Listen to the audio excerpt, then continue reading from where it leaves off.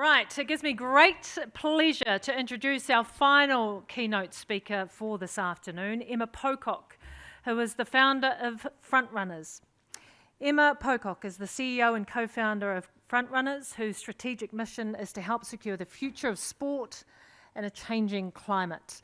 At the helm of Frontrunners, Emma has overseen the biggest athlete-led campaign in Australia's history, with almost 500 athletes from 40-plus sports calling on the government to lift its climate ambition in the wake of the 2020 Black Summer bushfires.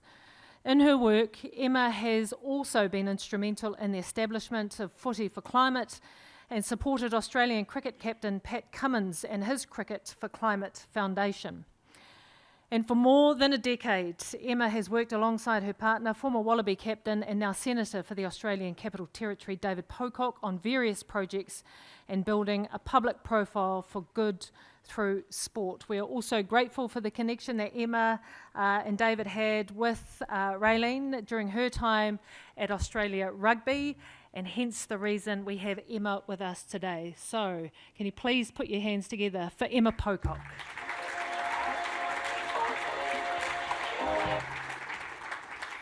Kia ora, and an enormous thanks to the team at Sport New Zealand for inviting me to join you today. I'm just going to grab my little toggle. What's happening here might feel late in the game for some of you, but as someone who has spent over a decade working at and thinking about the intersection of sport and climate, the fact that we are all here today having these discussions is pretty astounding. National sporting agencies have been a bit late to the party on climate, but like on so many things, New Zealand is ahead of the game. Now, I wrote that line 2 weeks ago when preparing these notes, but after being here today, I realised I didn't understand how deep that runs, whether that's women's leadership, Indigenous knowledge, or the integration across different levels of governance and organising. Australia has so much to learn from what's happening here. I feel a bit like I've been transported forward in time. But with that brief compliment and reassurance done, I should say we have a long, long way to go on climate, and the stakes couldn't be higher for the world, but for sport as well.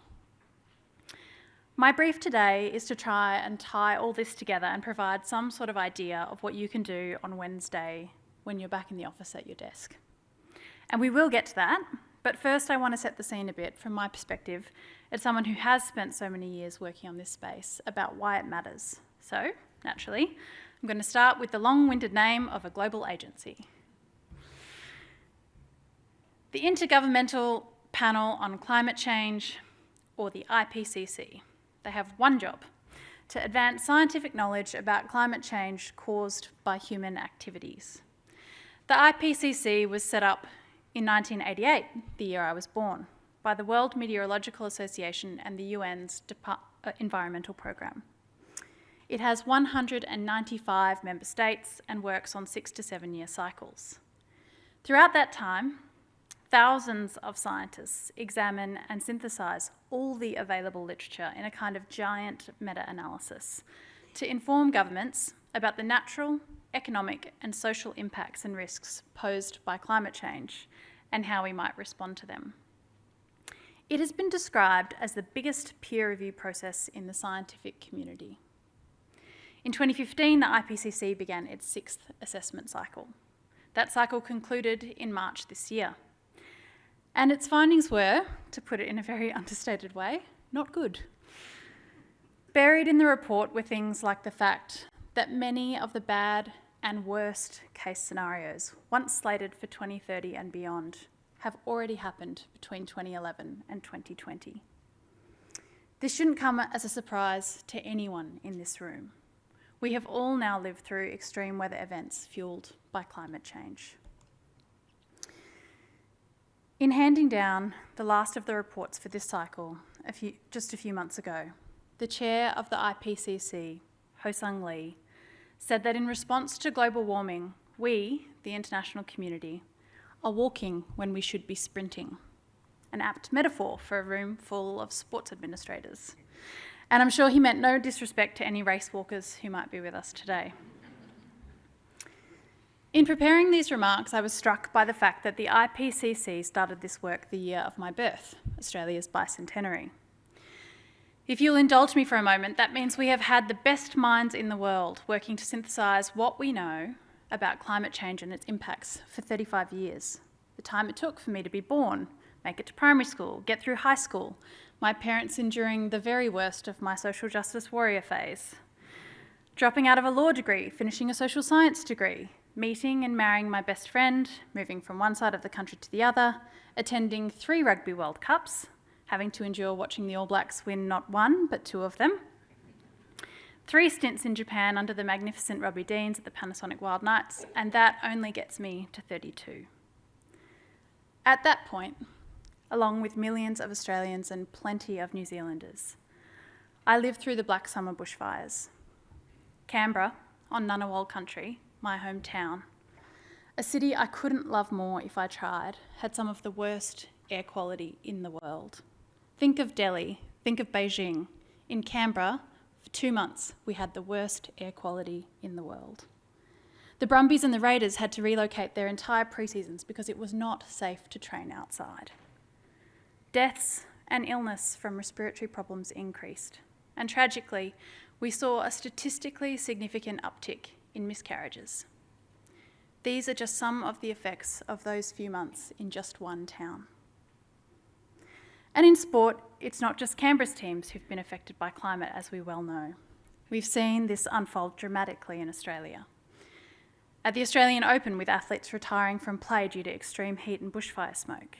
In cricket, we've seen numerous examples, the most publicised, perhaps, Joe Root's collapse in 2018 due to heat stress, and the cancellation of a Big Bash League game mid-play during the Black Summer bushfires.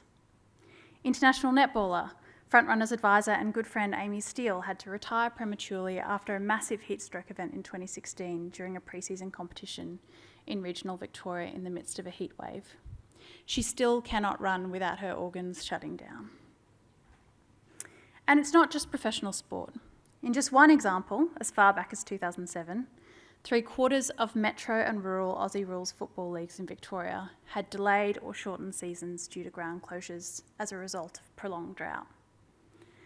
That seems sort of unfathomable in the wet period we've just lived through with successive La Niñas, but cycles of wet and dry, as we heard this morning so eloquently from Dr. Carr, are being lengthened and intensified, which has led to its own series of impacts on community sport. Thousands of community-level athletes are being affected by these impacts in Queensland alone, with flooding frequency and intensity rendering their clubs uninsurable. We've seen pitches ruined and equipment washed away.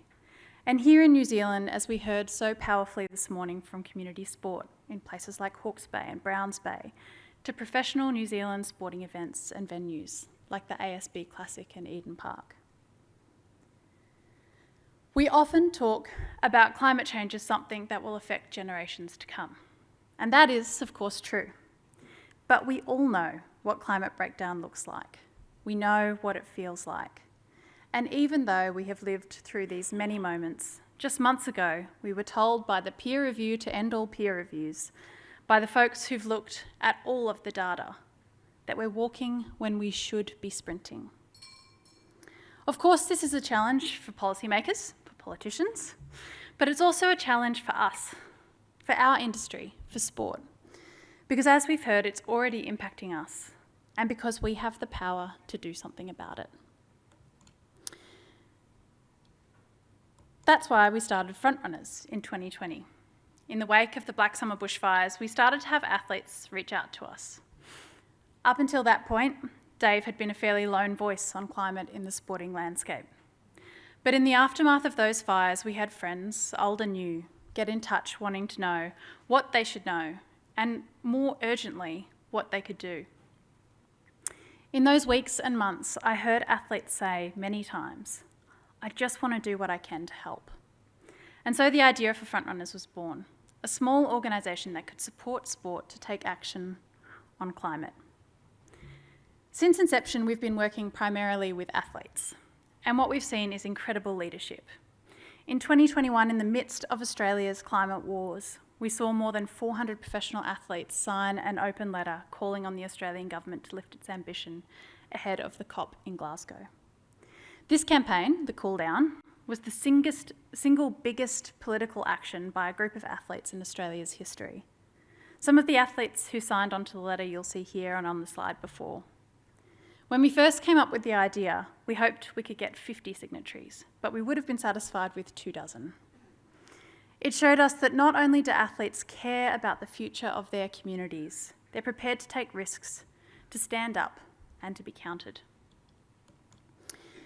In the wake of that campaign, we saw the formation of Footy for Climate, with more than 300 current men's and women's Aussie rules football players getting involved. They've got player reps at every club, and they're working hard on building a platform, not for themselves, but to support community football, be part and benefit from the transition.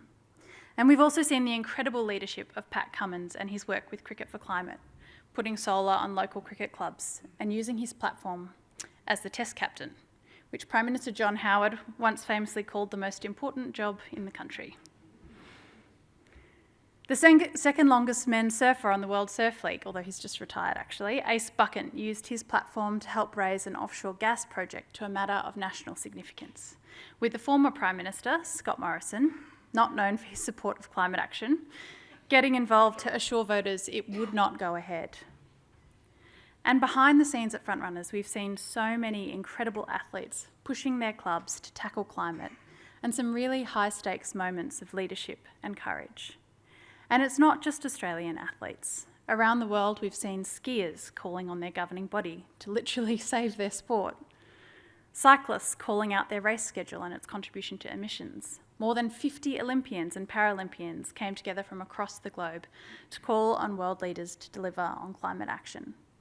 And just in the last few weeks, a group of Danish, Italian and Canadian soccer players personally offset their flights for the FIFA Women's World Cup happening here right now. I hope that when we think about sport and climate in years to come, we won't lose sight of the role athletes have played in making sure this is something we take seriously. We all know this comes at a cost to them. We've all heard the rhetoric that sport and politics shouldn't mix, which Richard highlighted so eloquently on the panel earlier. Athletes are regularly told, sometimes by their employers, but certainly by pundits and armchair commentators alike, to get back in their box. And we often focus heavily on this. But one of the many things that obscures is the overwhelming support from fans for sport to take action. Across multiple research projects, we've found that more than 3/4 of Australian sports fans are concerned about climate change. A survey of European soccer fans found that 94% believe it's important to protect the environment and natural resources, while 86% said the industry should be committed to doing just that. More than 2/3 of 16 to 24-year-old sports fans across America and Europe support environmental action and have higher expectations from teams and athletes to support those values. And research by our good friends at No Second Place last year found more than 90% of sports fans think sports organisations have a responsibility to act on social and environmental issues, while only about 10% think sport has been effective at doing so. At the end of last year, when we were looking at these trends and taking stock of the sporting ecosystem and what's been happening on climate, we realised a key barrier to athlete advocacy and to meaningful climate action is that many sporting organisations don't know how to tackle this issue. They don't understand why they should, or they can't get support from those who govern their sport or their club to do so. With that in mind, Frontrunners expanded our work from a singular focus on supporting athletes to also working alongside sporting organisations to help them mobilise. And that's why I was so excited to receive and accept this invitation from Sport New Zealand. Because this shouldn't be the preserve of courageous athletes, not only because it is one of the single greatest challenges of our times, but it's a challenge that it makes sense for sport to tackle. Athletes want it, fans want it. There are legitimate risks to sport in failing to address it. The scales have well and truly slipped to the side of action. We do know, though, that sporting organisations face a range of obstacles to addressing climate risk, from resource scarcity to a lack of in-house expertise, as well as competing claims and ideas about where to begin, the efficacy of different types of action, and the optimal trajectory, just to name a few. And what I've heard in many of the conversations I've had already today is that so many of your organisations are being expected to do more with less in an environment where the communities you work with are really struggling, making adding climate action a possibly overwhelming responsibility. Thankfully, when it comes to climate action, no one expects overnight perfection. In fact, a sports analogy is almost the perfect one to articulate the right approach to climate action. It's impossible to win the flag or to set a record on day one. Any athlete or organisation sets that as their ultimate goal. Perhaps this year, perhaps in a few years, or maybe even on that 4-year Olympic cycle. Then they build a plan to get there. Training, nutrition, recovery, so many tiny decisions help put them in the best position to achieve that ultimate goal. It requires partners, outside expertise, and a continual commitment to incremental improvement. Climate action is just the same. The UNFCCC Sports for Climate Action Framework calls for sporting organisations to commit to halving their emissions by 2030 and reaching net zero by 2040. Those time horizons give sport the opportunity to take stock of where they are and make plans to address the future of the games and communities they are responsible for across the next 17 years, biting off the easiest to address issues first and leaving plenty of lead time to tackle the biggest challenges. And we have examples already of sport taking on this challenge from across the ecosystem. Starting at the top end, and by the top end I mean the high emitters, we see Formula One going above and beyond the UNFCCC's 2040 goal and aiming to be net zero by 2030. Just to give you a few highlights, they're investing in the development and production of sustainable fuel, working out how to maximise logistics and travel with remote production already in place, reducing technical cargo and staff travelling to races by around 35%, as well as making the upgrades and decisions at their facilities that allow them to reduce their actual emissions. We've already heard today from Tim Hollingsworth about the incredible work being done by Sport England, and we've also seen UK Sport taking on the challenge with their chief executive, Sally Munday, noting that climate change threatens the existence of high-performance sport itself. The government agency responsible for high-performance sport in the UK has outlined plans for both British Olympic and Paralympic sport and major events to have a net positive impact on the environment by 2040 as part of its Team of Tomorrow strategy. And I wouldn't be an Australian if I didn't include a cricket photo coincidentally on the UK. Part of their work means that they're going to be tackling each sport's unique challenges, with an objective for every national governing body to have a sustainability action plan in place by 2025. Around the world, clubs are also looking to be part of not only their own sustainability goals, but supporting the agenda of the communities they're part of, like RCD Mallorca, situated on the Balearic Islands, where climate change threatens water security. The club is focused on climate adaptation by minimising its impact on water consumption, installing water management systems and rainwater collection to service its water needs. Closer to home, Richmond Football Club are one of the first Australian sporting organisations to sign the UNFCCC Sport for Climate Action framework. They've since been the first AFL club to release a comprehensive environmental sustainability action plan, detailing their trajectory to meet the goals of the Sport for Climate Action framework, from committing to a 25% greenhouse gas emissions decrease by 2024 and 50% by 2030. The club has also mapped its goals across areas like sustainable material resourcing, waste management, biodiversity, and importantly, climate leadership. We're also starting to see climate action playing out in the sponsorship landscape. The focus is often, and probably rightly, on fossil fuel companies continuing to purchase their social licence through sport, which is undoubtedly a really serious concern. But we rarely talk about the upside in the sponsorship space, and that's the potential for new, clean partnerships, like renewable energy provider Hydro-Quebec coming on board as a major sponsor of FISU World University Games, the largest international winter multi-sport games for college athletes. Or at the professional end, the partnership between Arsenal and Octopus Energy, helping the club and its fans transition from fossil fuel energy to renewables. I could go on. There are so many examples of so many sports, clubs, organisations, events, working out what this means for them. But I think I've made the point that this is happening. Hopefully, by this point in the day, You agree that this matters. You agree it affects sport. You've seen some examples of other sports in other places taking action. But what do you do now? What will you do on Wednesday? The good news is, in one sense, it's not actually that complicated. You just have to get the right buy-in, figure out where you are, start with the low-hanging fruit, tackle the tricky stuff, not forgetting that you've got a generous lead time of 17 years to do this, and make sure you tell the story. That sounds simple enough, but what does it actually look like? This is where my task gets a bit tricky because each of your organisations looks different, but we're going to walk through each of those 5 steps. Firstly, you've got to get organisational buy-in.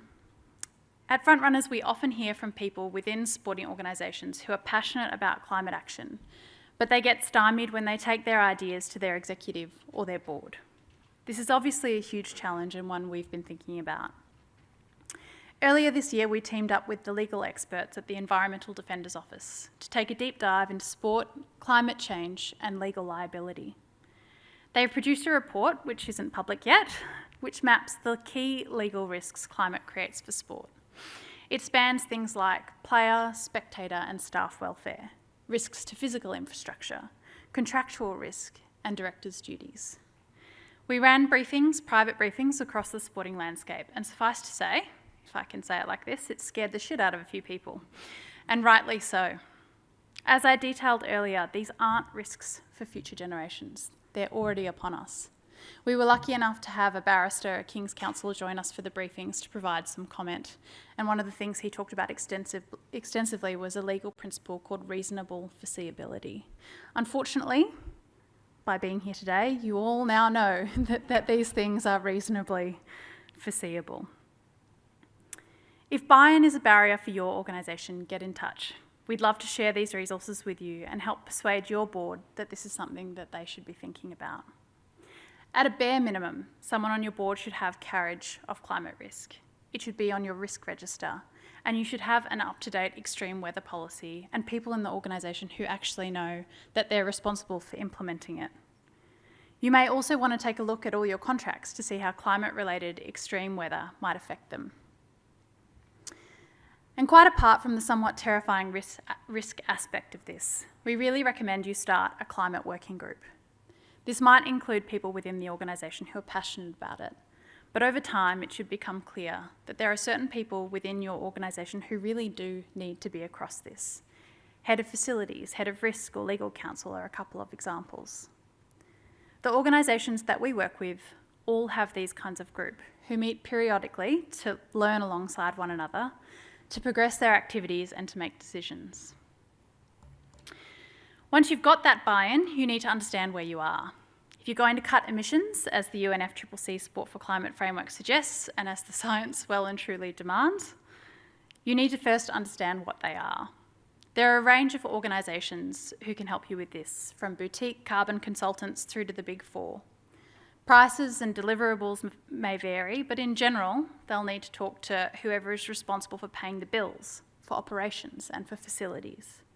It's really a data gathering exercise. They then churn out numbers so you can see what your emissions are across scope 1, 2 and 3. Armed with that information, you can work out what the next 17 years have to look like to get to that final zero in 2040, or earlier if you have ambitions like F1. This next step is where it gets a bit tricky to give generic advice, because different organisations will have different emissions profiles depending on what you do. But what we find is that typically everyone wants to get started. It's a very sport thing to want to take action. And in particular, to start taking action before you start talking about what you're doing. There's a reason leaving it all on the field and letting our actions speak make it to the post-match bingo card so often. These are sentiments strongly held in our industry. So by all means, get moving. These are the kinds of questions that might help guide where you want to begin. What do you have control over? What is immediately possible? What can you afford to do this season or financial year? Which partners can you pull in to be part of this? Are there new partners for some of these initiatives? Are there grants for any of the things on your list? This is where we see the kinds of things like changing your light bulbs and changing your energy provider. Once you've done those low-hanging fruit type activities, we get to the tricky stuff. The advantage of a long lead time is that you really do have a good chunk of time to solve the hard-to-solve problems. For many sporting organisations, that will be Scope 3 emissions.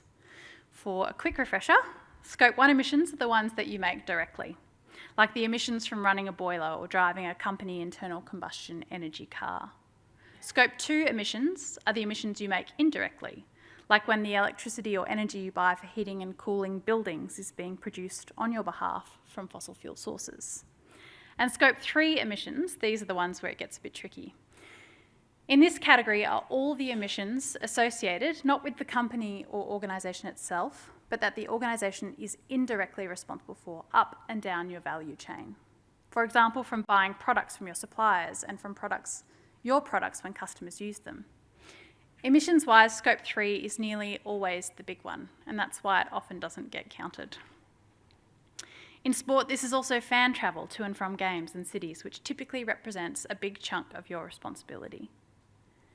This final area will likely contain most of the tricky stuff, and that's because it's going to require a lot of investigation and conversations with partners and stakeholders.